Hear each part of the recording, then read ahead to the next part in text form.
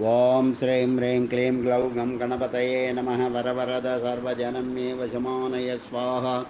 ओं ऐं ह्रीं श्रीं श्रीमात्रे नमः। शिवशक्त्यैकरूपिण्ये ओं नमः शिवाय। ओं ओं ओं श्रीगुरुभ्यो नमः। मोगलचर्लवेणुगोपालदत्तात्रेय स्वामिने नमः।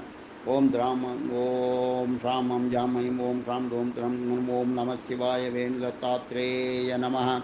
ओं ऐं द्रौं ब्रूं श्रीं वेणुदत्तलक्ष्मीदेव्यै नमः। ओं द्रां दत्तात्रेयाय नमः। ओं श्रीमात्रे नमः।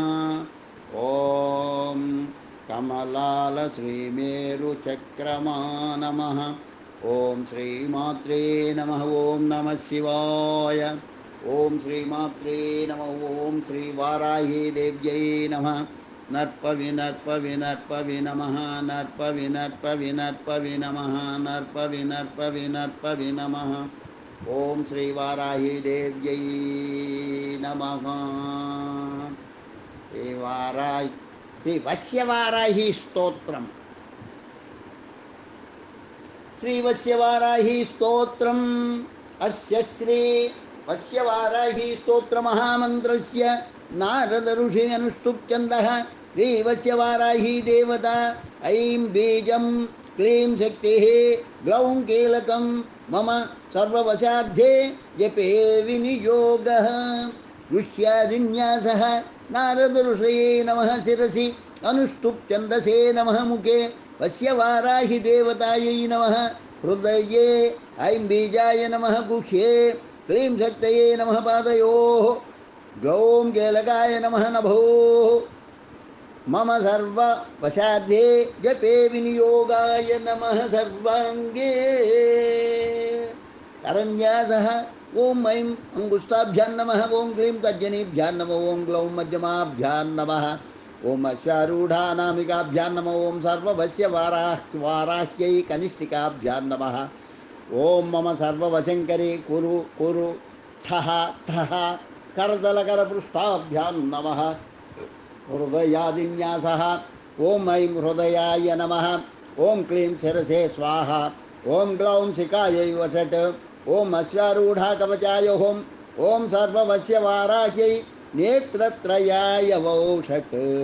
ओं मम सर्ववशङ्करि कुरु कुरु ठः ठः अस्त्राय फट्। अदध्यानं तारे तारिणि देवि विश्वजननि प्रौढप्रतापान्विते तारे दिष्टुविपक्षयक्षदलिने वाचाचलावारुणे लक्ष्मीकारिणि कीर्तिधारिणि महासौभाग्यसन्धायिनि रूपं देहि यशश्च देहि सततं वश्यं जगत्यावृतं। लमित्यादि पञ्चपूजाः लं पृथिव्यात्मिकायै गन्धं परिकल्पयामि।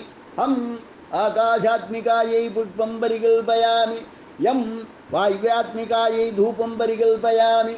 रम् अग्न्यात्मिकायै दीपं परिकल्पयामि। वम् अमृतात्मिकायै नैवेद्यं परिकल्पयामि। सं सर्वात्मिकायै सर्वोपचारान् परिकल्पयामि।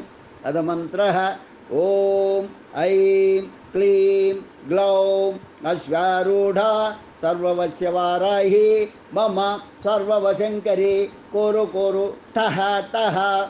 अधस्तोत्रम् अश्वारूढे रक्तवर्णे नितसौम्यमुखाम्बुजे राज्यश्री सर्वजन्तूनां वशीकरणनायिके वशीकरणकार्यार्थं पुरा देवेन निर्मितं। तस्माद् वश्यवाराही सर्वान् मे वशमानया। यथा राजा महाज्ञानं वस्त्रं धान्यं महावसो मह्यं ददाति वाराही यथा त्वं वशमानया। अन्तर्बहिश्च मनसि व्यापारेषु शुभासभासु च यथा मामेवं स्मरति तथा वश्यं वशं कुरु।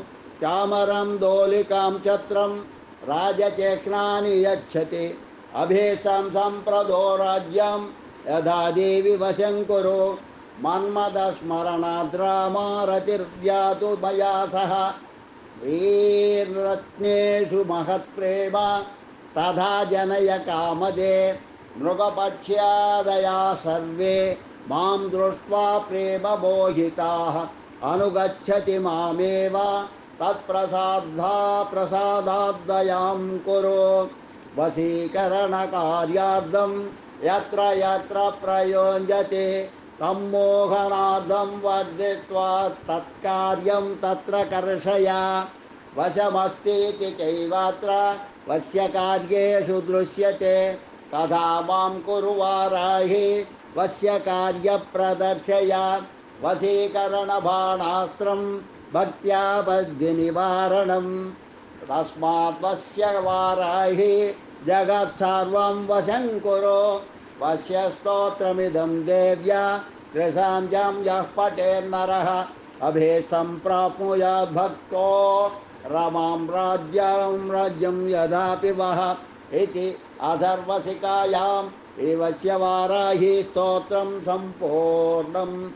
ॐ नत्पवि नमः नत्पवि नमः नत्पवि नमः नत्पवि नमः नत्पवि नमः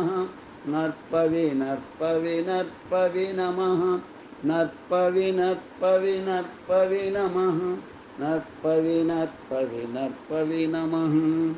लोका समस्ता सुखिनो भवन्तो लोका समस्ता सुखिनो भवन्तो लोका समस्ता सुखिनो भवन्तु। ओम शांति शांति शांति स्वस्ति।